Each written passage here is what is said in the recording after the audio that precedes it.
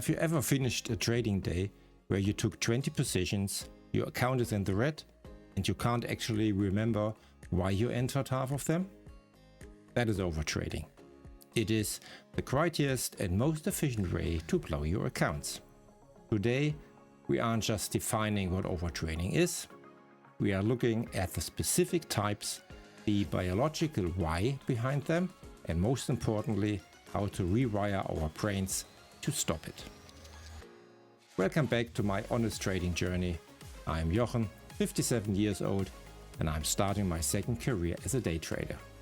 This is my journey to becoming a profitable day trader.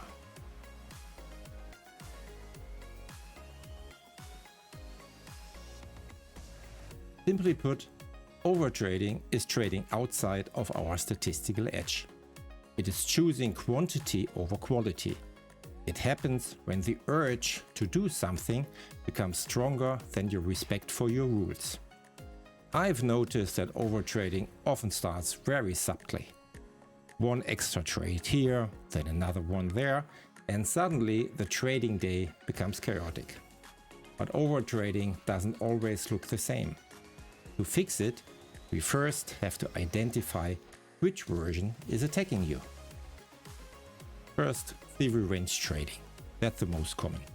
You lose a trade, you feel betrayed by the market, and you want your money back immediately. Instead of stepping back, the trader immediately enters another position to win the money back. The thinking becomes emotional. I just need one good trade.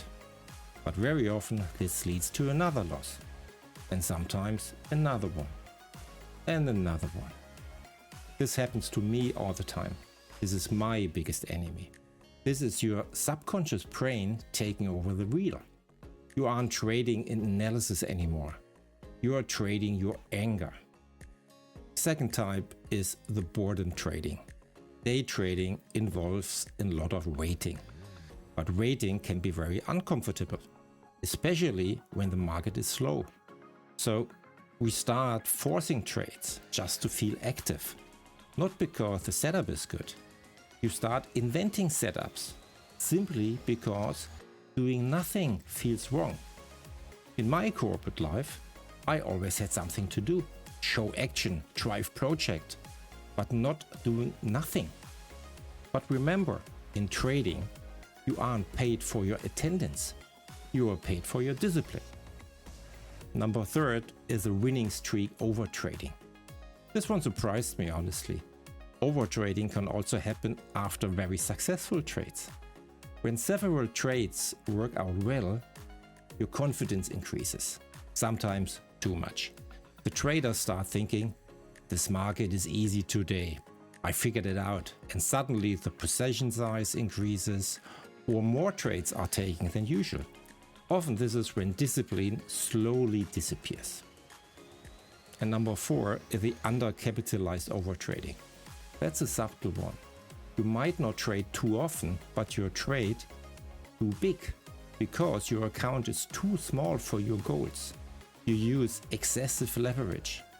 This clouds your judgment, and a tiny move against you leads to a panic-driven spiral of more trades. Number five is the dopamine trading. This is something I've been thinking about recently.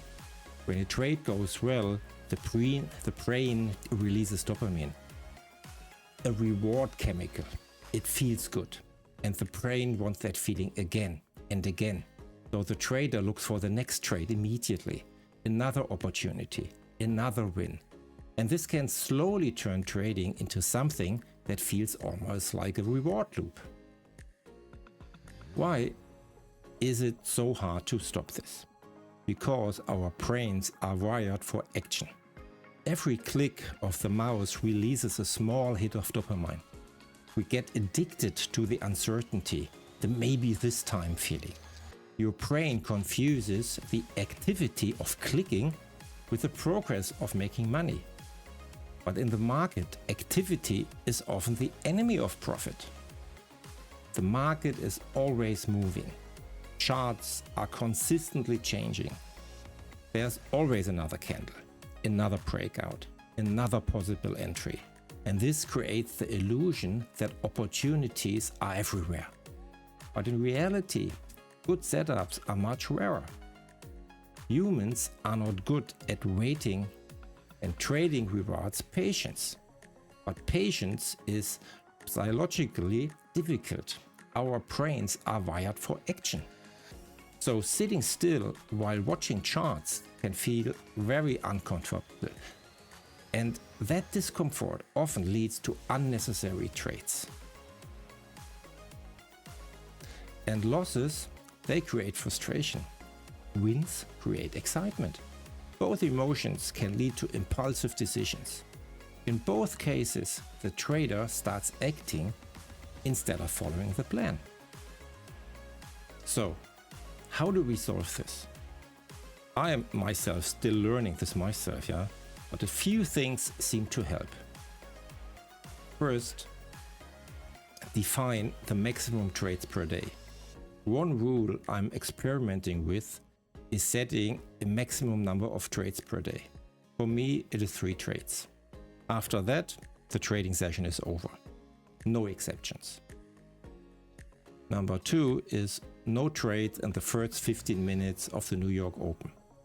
In the past, I got excited of the fast movement at the Open, and I could not resist to take a trade, trying to catch a bit of this erratic volume. Sometimes it worked, sometimes not, but it felt more like gambling.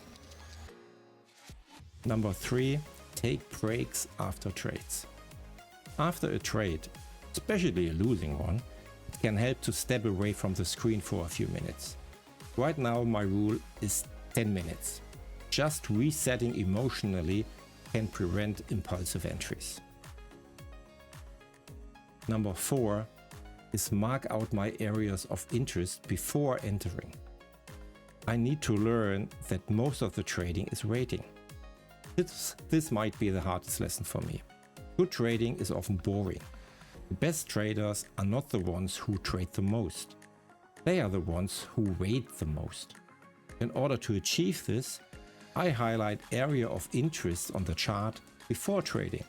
And then I hope to get more patient by really trading those areas instead of inventing setups in between. Number 5, the 2-strike rules. If I lose 2 trades in a row, the computer goes off. Period. My emotional capital is spent for the day. Live to fight tomorrow. And number 6, finally, my daily win rule. If I won 20 plus points on the NQ with my first or second trade, I'm done for the day. Be fine with this, don't risk more, and don't get greedy. For me, overtrading is still a big challenge. Sometimes I look back at my trading day and realize that several trades were simply unnecessary. And overtrading isn't a sign that you don't know how to trade. It's a sign that you aren't regulating your nervous system. Accept that the market will be there tomorrow.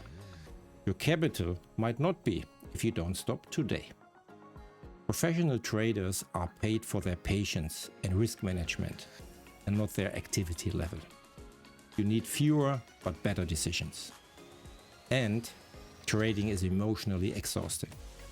As the day progresses, your ability to make clear decisions fades, leading to sloppy entries. As a final takeaway, I try to stop thinking about how much I can make today or how much I need to get funded or need to get a payout.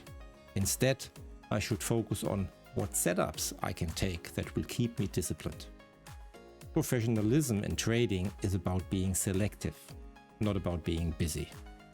So, which type of overtrading is your biggest struggle? Revenge, boredom, or size? Let's talk about it in the comments. Awareness is the first step to mastery. Subscribe for more honest looks at the reality of trading in 2026. Hit the like button. See you in the next video. Until then, stay calm, stay disciplined, trade safe. My name is Jochen, and this is my second career.